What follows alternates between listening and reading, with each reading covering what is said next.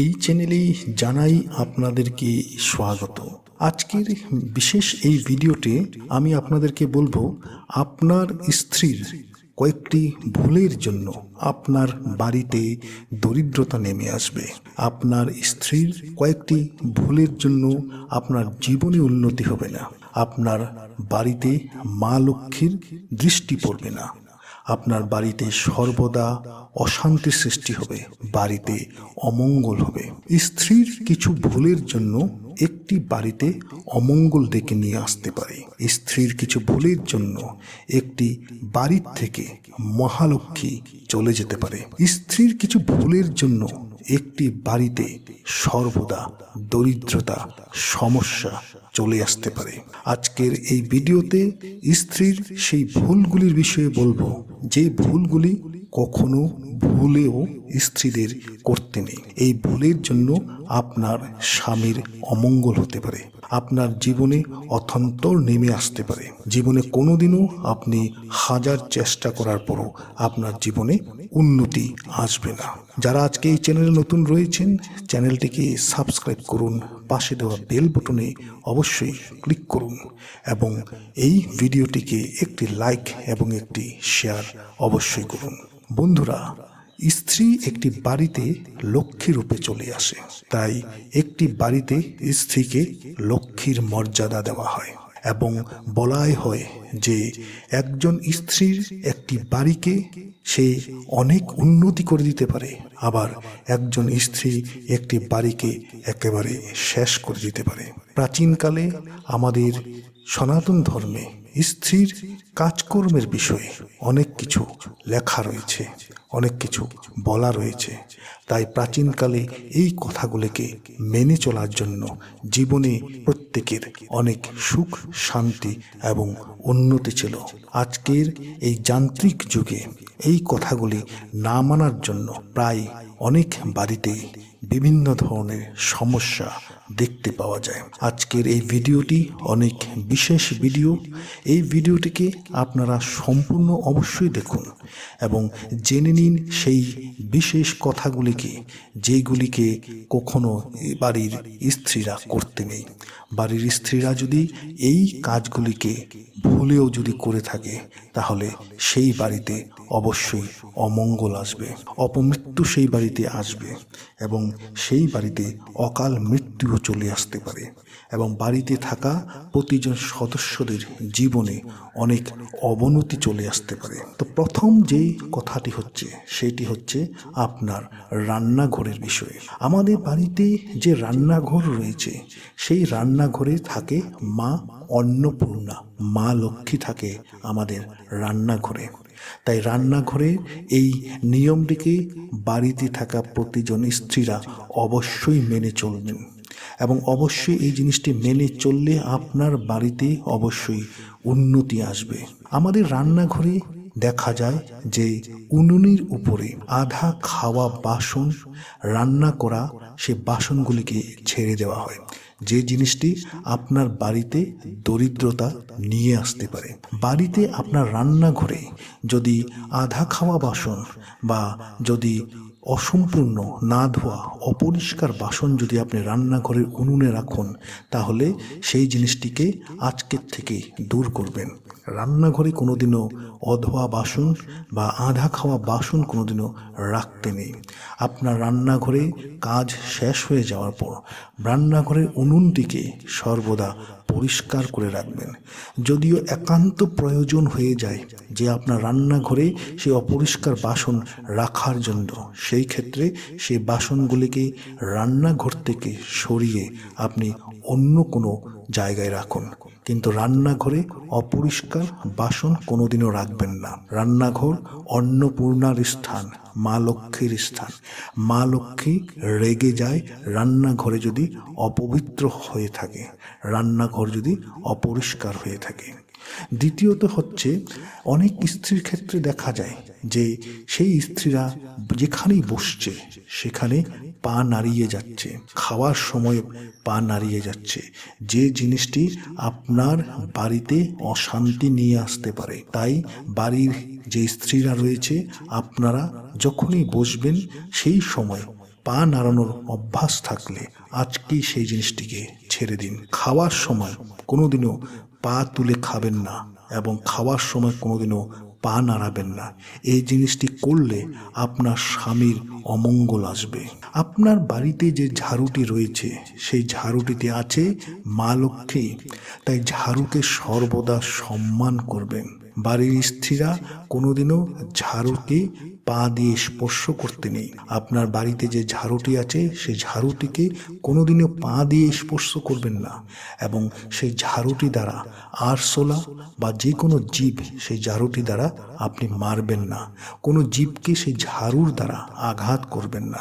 এতে মা লক্ষ্মী মনে অনেক দুঃখিত হয়ে থাকে। কেন কি আপনার বাড়িতে যে ঝাড়ুটি আছে সেখানে রয়েছে মা লক্ষ্মী। তাই ঝাড়ুর বিষয়ে এই কথাটিকে অবশ্যই মেনে চলবেন। যদি ঝাড়ুকে আপনি পা দিয়ে স্পর্শ করছেন, যদি ঝাড়ু দ্বারা আপনি কোনো জীবজন্তু হত্যা করছেন, এতে মা লক্ষ্মী অনেক অসন্তুষ্ট হয়ে থাকে এবং আপনার বাড়িতে দরিদ্রতা চলে আসতে পারে। আপনার বাড়িতে থাকা যে কোনো দরজাকে কোনোদিনও পা দিয়ে খুলবেন না।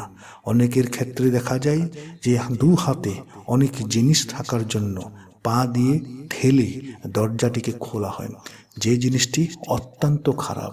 আপনার বাড়িতে থাকা প্রতিটি দরজায় সঙ্গে মা লক্ষ্মীর সম্পর্ক রয়েছে। আপনি যখন দরজা দিয়ে ঢুকবেন সেই সময় যদি আপনি পা দিয়ে লাথি মেরে বা পা দিয়ে স্পর্শ করে যদি আপনি দরজাটিকে খুলছেন, তাহলে মা লক্ষ্মীর অপমান করা হয় এবং যে বাড়িতে এই কাজটি করা হয় সেই বাড়ির থেকে তৎক্ষণাৎ মা লক্ষ্মী চলে যায়।